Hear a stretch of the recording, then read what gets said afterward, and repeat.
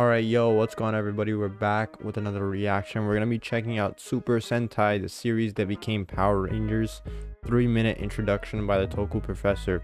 I did another reaction by the Toku Professor of the Tokusatsu, I think it's called, right? Tokusatsu, something like that. Of like that entire genre of like Kamen Rider and that type of stuff.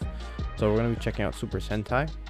I don't know if this is like technically part of it, because Kamen Rider is kind of similar to like Power Rangers and stuff. Is Super Sentai. It might be a subgenre or it might not be, but regardless, we're gonna be checking this out. You guys wanted me to check this out. Make sure to like, comment, and subscribe. Let's go. Okay, 3, 2, 1, go. Welcome to another installment of Toku Showcase, the video series where I, the Toku Professor, introduce new audiences to Japanese special effects franchises, both prominent and obscure, in brief informative videos. If you're new to Tokusatsu, this is the series for you, and if you're already a big fan of the genre, these are the perfect videos to show your friends so they too can learn to appreciate the shows you love.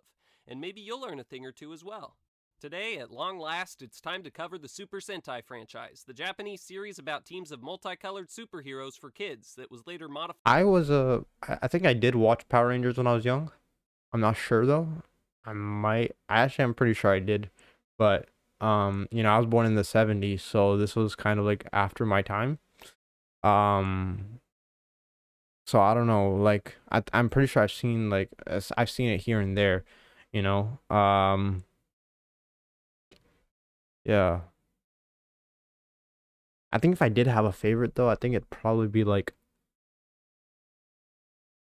I always love the color blue, but also wasn't there a black one or something? I don't know. There's one right here, right?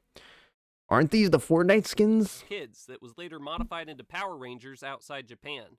We aren't going to be discussing Power Rangers much today because I consider Super Sentai to be a separate series, since Power Rangers usually only keeps the fight scenes from the original shows. Instead, we'll be concentrating on the franchise Power Rangers gets its source material from. Oh, does Super Sentai have more like a storyline? 1975, Himitsu Sentai Go Ranger, but we only have 3 minutes to work with.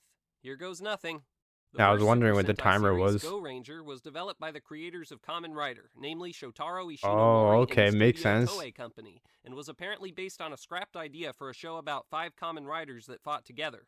This show proved to be incredibly popular among young audiences, resulting in a whopping 84 episodes being produced. A follow-up show called Jaka Dengekitai about heroes with a playing card motif. Yo, it's crazy how these older shows, we don't really get shows like this anymore, where they just churn out like 100 episodes like it's nothing. They churn out like a bunch, like a whole like a few dozens worth of episodes. Oh no, more than like a dozen worth of episodes, you know? It's crazy. It's actually insane, like how, like, because now we've switched to like, we've kind of gone in the opposite direction completely. You know, we've instead of having 100 episodes, you might get 8 episodes every 3 years, you know. That's the type of TV shows we get nowadays, the seasonal shows. Sometimes you'll even get like 6 episodes, 8, 10 if you're lucky. 24 is insane. We don't see 24 episodes of like series like we do back in the day, unless it's like a god damn. Unless it's like a sitcom type of show, you know, like Brooklyn Nine-Nine. It has like 24 episodes for like, you know, multiple seasons. You don't really get those anymore, you know, especially with like the serious shows, you know, the more adult shows. You get like barely 8 episodes, you know.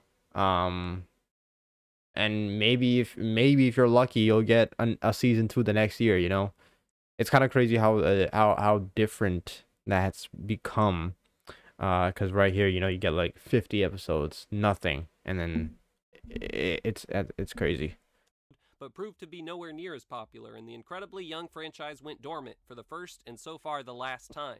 Ishinomori left the series, and Toei moved on to a different project and partnered with Marvel Comics to produce a Japanese Spider-Man show, which gave the popular hero a gigantic robot.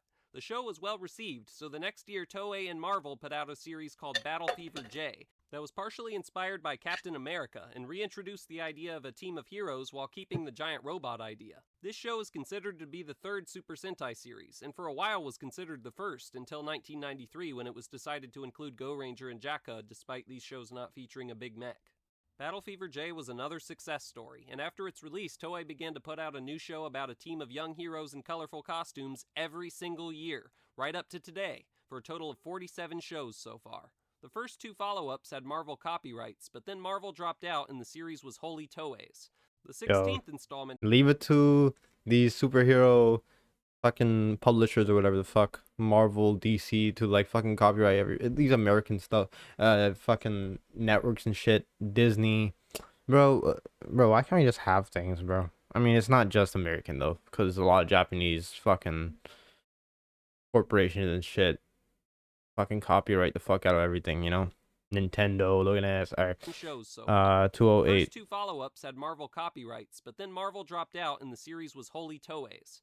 The 16th installment in the series, Kyoryu Sentai Zyuranger from 1992, about a team of dinosaur rangers, was the first to be adapted into a Power Rangers show by Saban, and most, but not all, of the following Super Sentai shows had at least some footage taken and used in Power Rangers shows, especially in-costume fight scene footage. Super Sentai episodes usually follow a distinct format in which the evil organization of the show, bent on world domination, unleashes a human-sized monster, called a kaijin, with wacky abilities to try and achieve some villainous objective, and a member of the Super Sentai team learns about it and tries to stop the monster while also either learning an important life lesson or helping someone else, often a child, learn a lesson.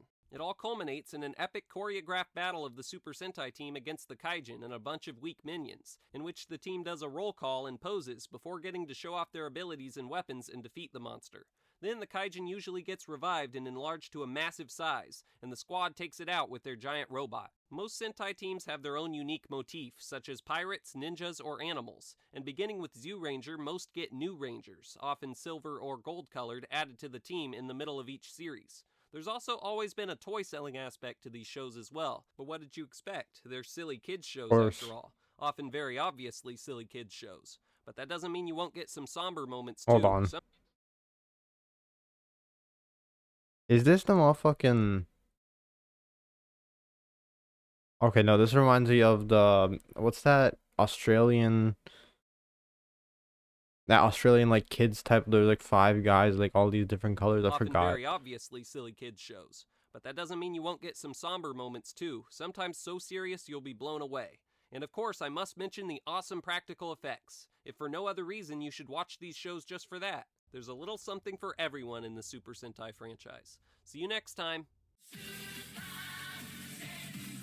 Battle Fever J, that was partially inspired by... That was partially inspired... Bloopers. Yeah, cool video. Again, shout out to the Toku Professor, I think it's called. Yeah, Toku Professor, shout out to him. I'm starting to see why you guys recommended me this video right after the other one, because yeah, they're kind of like in the same categories, maybe even by the same creator, and it's interesting. I did not actually know that they were made by the same person, though it makes sense, of course, because they're literally the exact, like, I don't know enough about both to say they're the exact same, but you know, they're obviously very similar with the superhero aspect and whatnot. But yeah, it was cool to learn more about the history of Power Rangers or Super Sentai, because yeah, as I said, I didn't really watch much because it was after my time. But yeah, I don't know. Cool video though, man. Thanks.